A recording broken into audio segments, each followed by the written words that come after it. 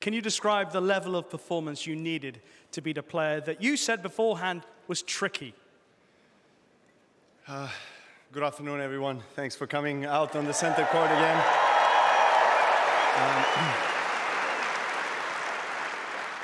I knew that, I think everyone knew that it's going to be a special atmosphere today on the court. Obviously, a Brit in Britain is never easy to face.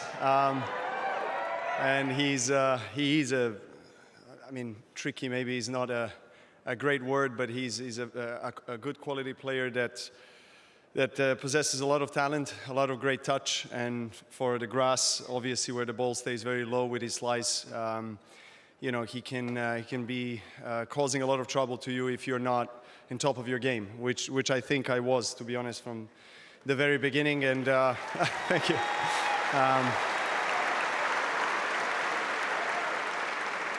That was necessary. Obviously, I knew that. I was preparing well for the match. I think technically, tactically, I knew exactly what I needed to do, and I executed it perfectly.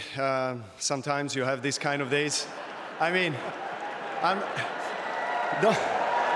wait a second.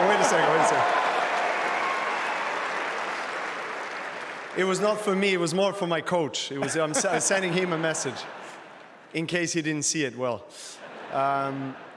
But yeah, you know, you have this kind of days where everything goes your way, everything flows, and you know, it's good to be in the shoes and holding a racket on a day like this. No question about it.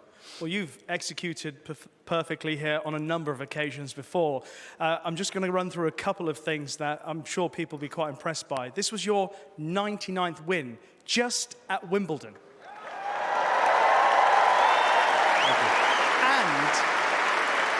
And you're through to the third round at Wimbledon for the 19th time. That's more than any other male player in the history of the Open era. Thank you.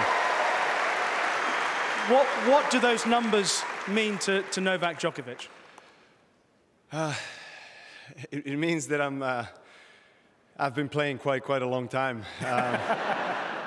And also, I mean, 19 times. I mean, that's a great stat. It's probably almost as much as Sinner and Alcaraz have years in their life. But look, you know, I still enjoy this sport. Has given me so much, and you know, I've said this a million times before, but I have to repeat it again. Wimbledon still stays the most special tournament in my heart, the one that I always dreamed of winning when I was a kid. So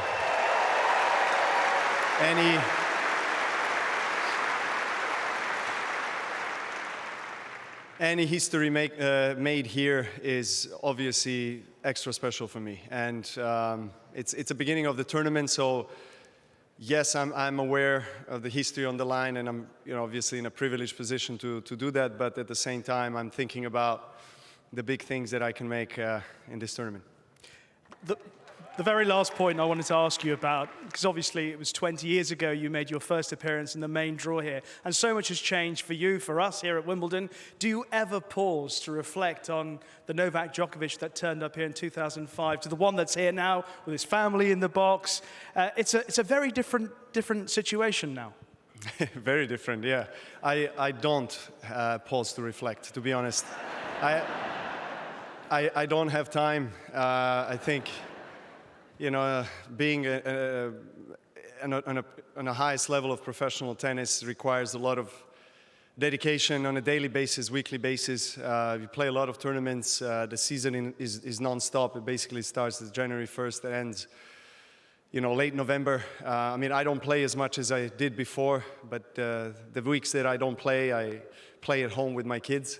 So I don't reflect fully on everything that I have been through. I would like to, but I think that's going to come probably when I set the racket aside and then sip margarita on the beach with Federer and Nadal and just reflect on our rivalry and everything. Congratulations once again to Novak Djokovic.